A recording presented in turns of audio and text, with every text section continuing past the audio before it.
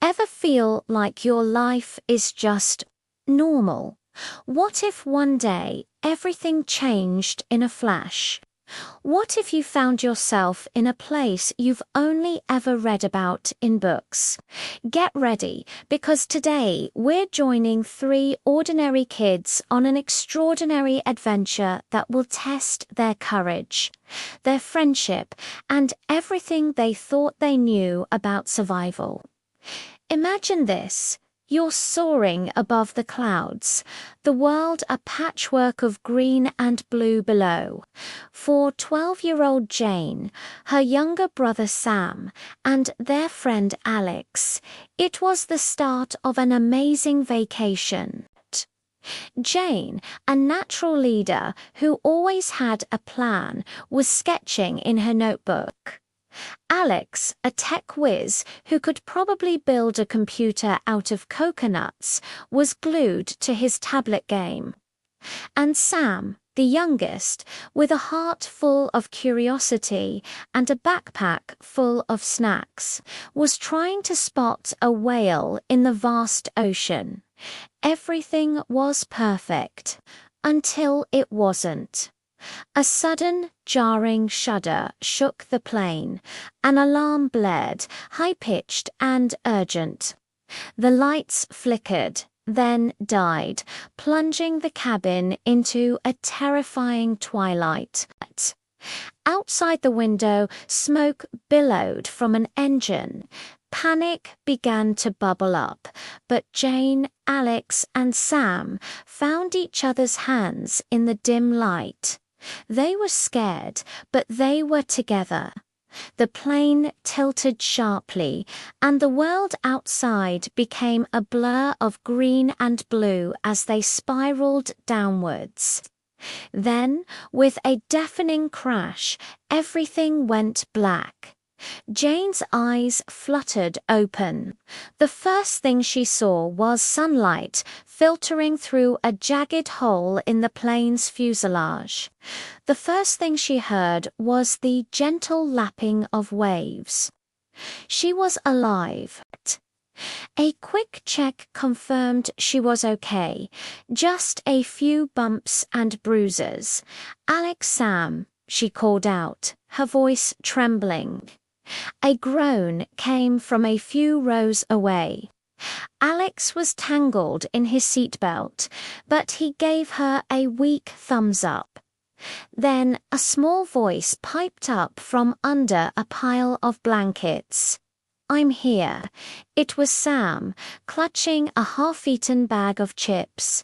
They had made it. They had survived the crash. But as they stumbled out of the wreckage and onto a stretch of white sand, a new reality dawned on them. Before them lay a deserted island, towering green jungle, strange, colorful birds, and an endless, empty ocean stretching to the horizon. There were no buildings, no roads, no people. They were utterly, completely alone. The initial relief of survival quickly gave way to a wave of fear.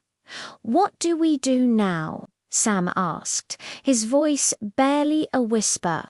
Alex scanned the horizon with his phone, but of course there was no signal. For a moment, they just stood there, three small figures on a vast, wild island. But Jane, ever the planner, took a deep breath.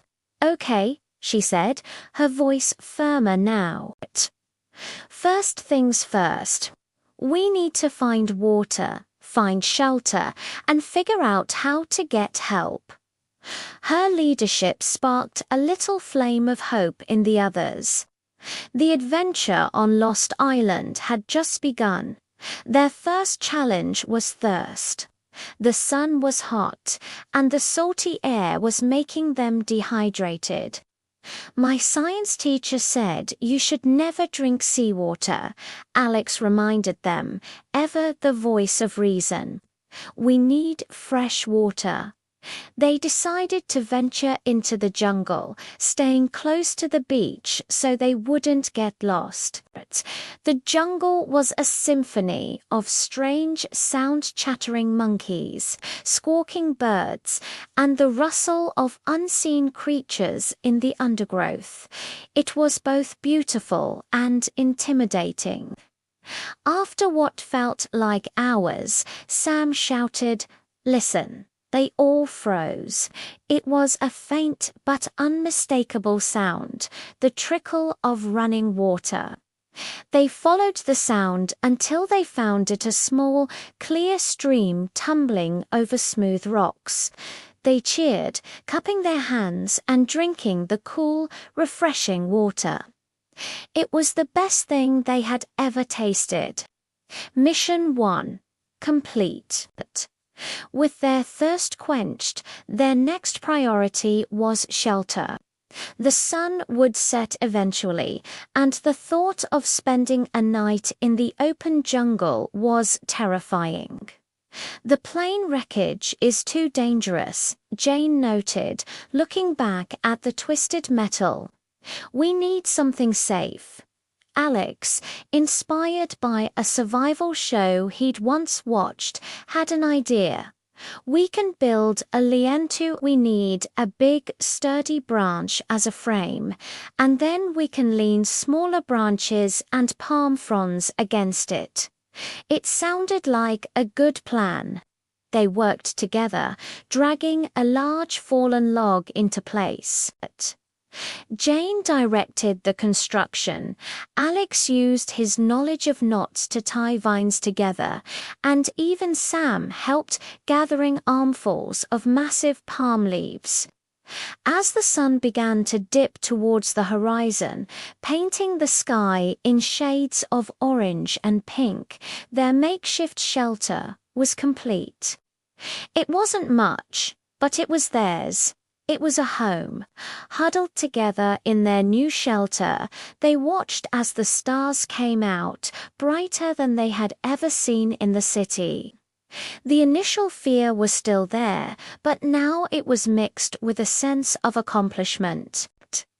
They had faced their first day stranded, and they had not only survived, they had worked together. They had found water and built a home.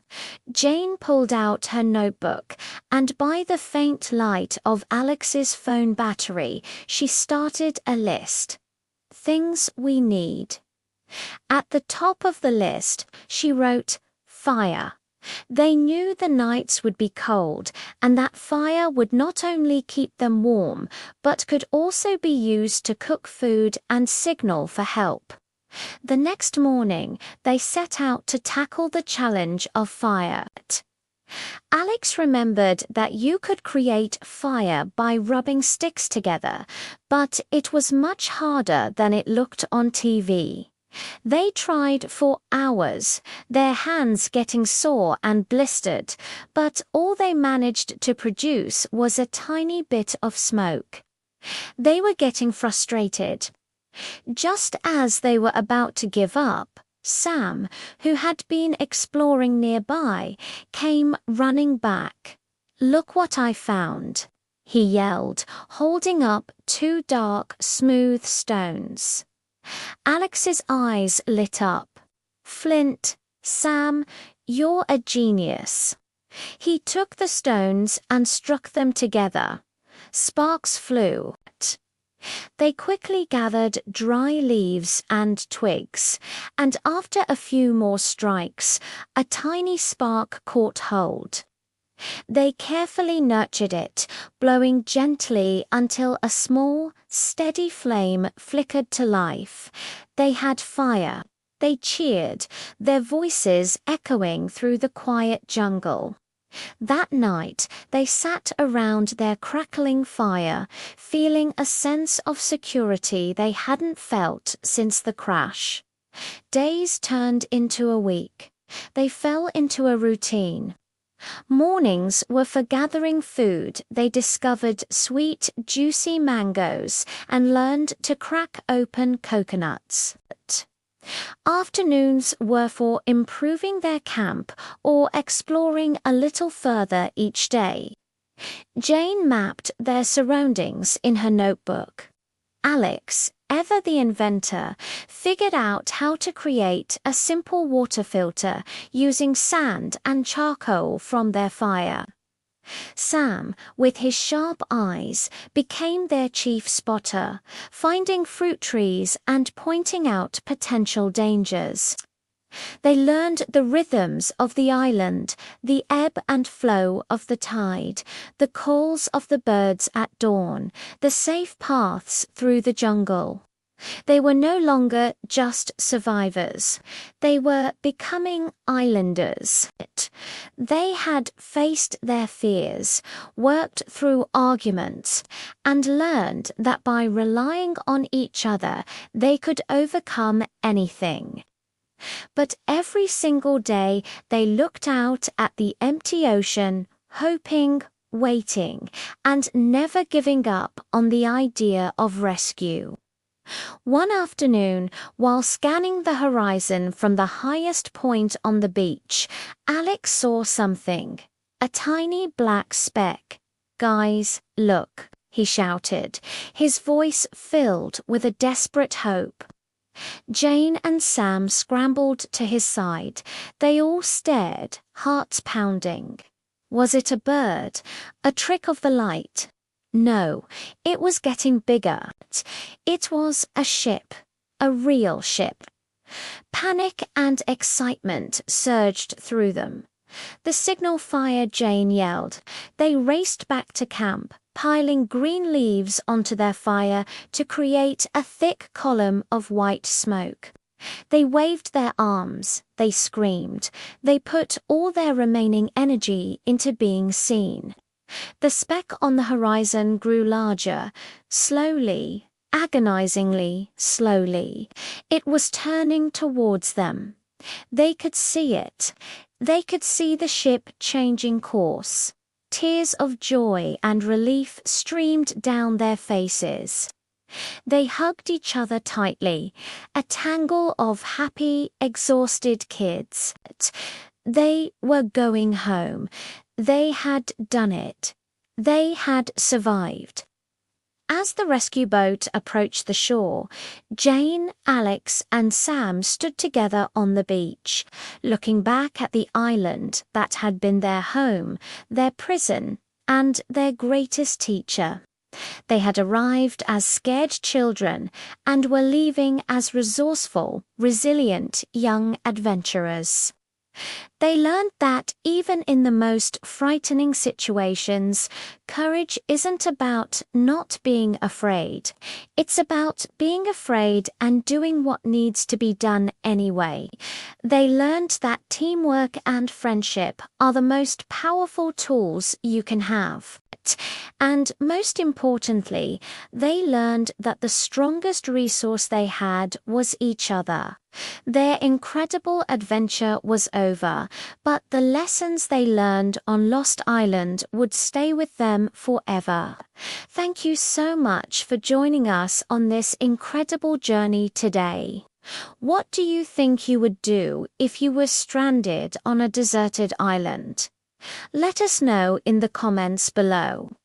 And if you enjoyed this story, don't forget to hit that like button and subscribe for more amazing adventures. We'll see you next time.